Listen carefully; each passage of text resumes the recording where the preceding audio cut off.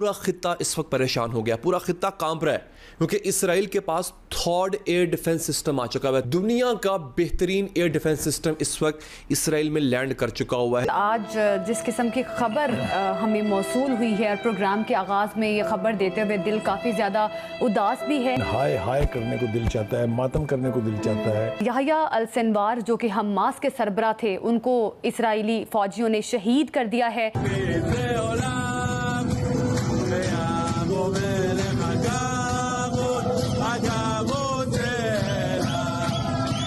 इस third air defence system का मतलब यह है कि अब इसराइल में कोई भी चीज़ हमला नहीं कर सकती है।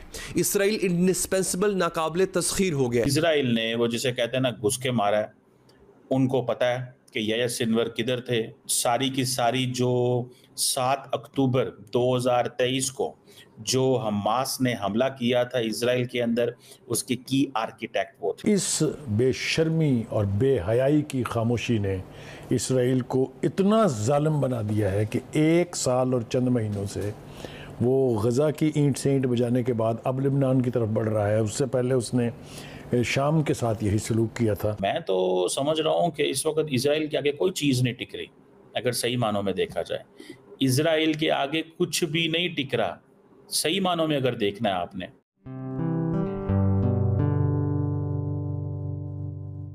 नमस्ते दोस्तों, जय हिंद। निक न्यूज़ बर्नर की रिएक्शन वीडियो में आप सभी का स्वागत है। दोस्तों, पाकिस्तान अपनी हरकतों से बाज नहीं आता है। पाकिस्तान अपनी ही हरकतों से बता देता है कि वो एक आतंकवादी देश है। दोस्तों, इजराइल ने हमास के एक आतंकवादी को मार गिराया है और उस आतंकवादी के मरने के बाद पाकिस्तान में मातम का माहौल है और पाकिस्तानी मेन स्ट्रीम मीडिया पर अपना न्यूज़ चला रहा है और उस पर ये दिखा रहा है कि वो किस तरह से पाकिस्तान वाले छाती पीट रहे हैं हमास के एक आतंकी के मरने के बाद। दोस्तों, इजराइल ने काबिल तारीफ एक कारनामा किया है। गजा में हमास का एक आतंकी गजा में मारा गया है और दोस्तों, अब इजराइल के पास इस तरह के डिफेंस सिस्टम है कि कोई भी मिसाइल आएगी उस मिसाइल को वहीं रोक दिया जाएगा। इस तरह के डिफेंस सिस्टम इजराइल के पास हैं और इस बात से पाकिस्तान को बहुत ही ज़्यादा मिर्ची लगी हुई है। आतंकवादियों के मरने से पाकिस्तान वाले अपनी छाती पीट रहे हैं। अब इजराइल गजा से आगे लेबनान की तरफ बढ़ रहा है। तो दोस्तों, देर न करते हुए चलते हैं आगे की वीडियो की तरफ और देखते हैं पाकिस्तानी रिएक्शन। धन्यवाद।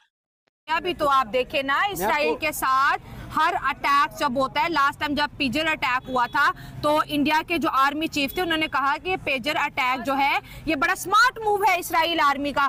आज देखें, इसराइल ने पहला अटैक कर दिया ईरान की ऑयल रिफाइनरी पे। जो इसराइल कह रहा था मैं करूंगा, देखें ईरान तो नहीं रोक पा रहा उसको। मैं आपको एक बात कहूँ, इंडिया क्यों रोकेगा इसराइल को? हाँ, वो अपने दोस्त को क्यों रोकेगा? हाँ, इंडिया और अमेरिका ये पुराने दोस्त है और इनकी ये चड्डी के दोस्त है एक दूसरे के, ठीक है? ये एक दूसरे का हाथ नहीं छोड़ेंगे। हाँ। अमेरिका ने अगर इंडिया का हाथ छोड़ा तो इनमें दोनों का नुकसान है। अच्छा। अमेरिका का नुकसान इस तरह है क्योंकि यहाँ रीजन में जो इंडिया है ना, उसकी बहुत पावर है। ठीक है, हो गया रीजन में। और अमेरिका दुश्मन है चाइना का, ठीक है, यहाँ पे रशिया का, और रशिया और चाइना के जो टक्कर का मुल्क है वो इंडिया ही है। ठीक है। तो इसीलिए इंडिया जो है ना, यूएसएस को कभी नहीं छोड़ेगा। On the other side India कभी यूएस को नहीं छोड़ेगा। ठीक है। क्योंकि उनकी जो इक्विपमेंट्स आती है मिलिट्री, वो आधे से ज्यादा यूएस उनको देता है। सही हो गया। इसलिए ताकि इलाके में ये सबसे पावरफुल रहे और ये हमारा चाइना भी डरा रहे और पाकिस्तान वही भी चीज है। हाँ। तो इंडिया क्यों रोकेगा इसराइल को? नहीं रोकेगा। दूसरी बात मैं आपको बता दूं, इस ईयर में 22 बिलियन डॉलर्स का जो एड है ना, ये अमेरिका ने इसराइल को दिया है। चाहे आप गूगल भी कर ले, अच्छा। किसी भी प्लेटफॉर्म पे देख ले, 22 बिलियन, जो आज तक सबसे ज्यादा मिलिट्री एड है जो एक मुल्क ने किसी दूसरे मुल्क को दिया हो। ठीक हो गया। ठीक है। और इसराइल ने जब जितना रिसीव किया है ना, उस एड में भी सबसे बड़ा एड यही है, एक साल के अंदर 22 बिलियन डॉलर्स। दूसरी बात, तभी तो अमेरिका का बैंकिंग सिस्टम कोलैप्स कर रहा है ना। हाँ, एग्जैक्टली। दूसरी बात, अमेरिका के खैर कुछ अपने अंदरूनी मसाइल भी है, उस पर जाएंगे नहीं। तो ये मुस्लिम मुल्कों के खिलाफ साजिश क्यों रची जा रही है?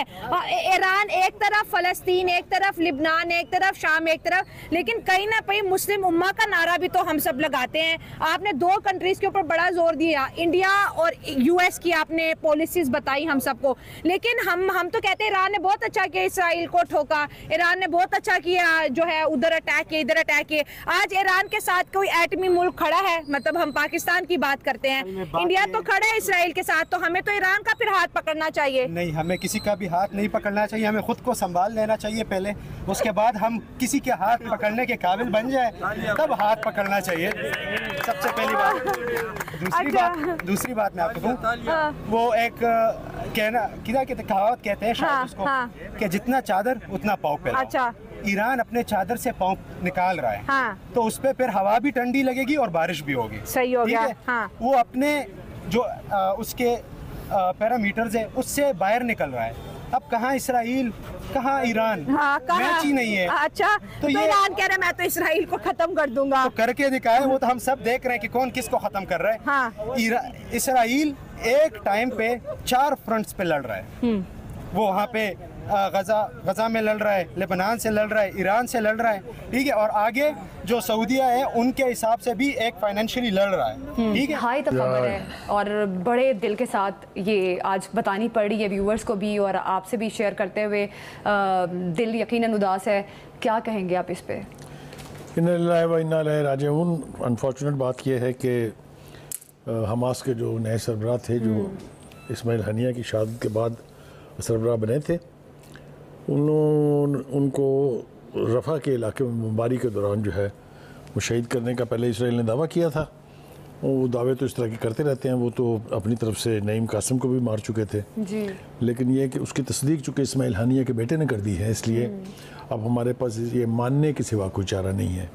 कैसा हो गया है, वो बहुत मर्द का बच्चा था। आप इस तमाम तबाहकारियों के बावजूद वो गज़ा से नहीं गया, गज़ा के अंदर रहा वो, और गज़ा ही में उसने अपनी जान दी है। कहा भी था उसने कि गज़ा के दिफा के लिए हम अपनी जानों के नजराने पेश करते रहेंगे, जो उसने साबित कर दिखाया है, पहली बात।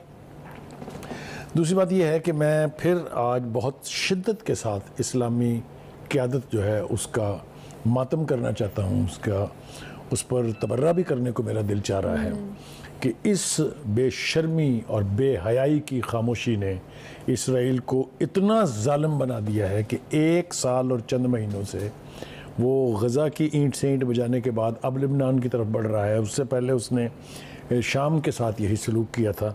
वो किधर हैं आप लोग? Where are you and what are you doing? आपको अपने मुल्कों का, अपनी कौम का कोई ख्याल नहीं है? ये बारी सिर्फ गज़ा तक, लेबनान तक, शाम तक, सीरिया तक, अपने यमन तक तो नहीं रहेगी, ईरान तक तो ये पहले ही आना चाह रही है। तो फिर आप कहाँ जाएंगे बीच में? तो आप कब उठेंगे इस ख्वाब खरगोश की नींद से? कब आपको गैरत आएगी? कब आपको एहसास होगा कि 1 नहीं, 2 नहीं, 3 नहीं, 10,000 नहीं, 50,000 के करीब लोग अपनी जानों के नजराने दे चुके हैं। 1.5 लाख से ज़्यादा लोग, बच्चे, ख़वातीन ज़ख्मी हैं। कब जागेगा आपका ज़मीर भाई? किस चीज़ का आप इंतज़ार कर रहे हैं? दोस्तों, अगर आपको हमारी वीडियो पसंद आई है तो प्लीज़ लाइक ज़रूर करें और साथ में शेयर करना ना भूलें। और साथ ही दोस्तों, ऐसी ही लेटेस्ट वीडियो देखने के लिए हमारे चैनल को सब्सक्राइब करें, साथ ही बेल का आइकन ज़रूर दबाएं ताकि सबसे पहले आपको हमारी वीडियो की नोटिफिकेशन मिल सके। धन्यवाद।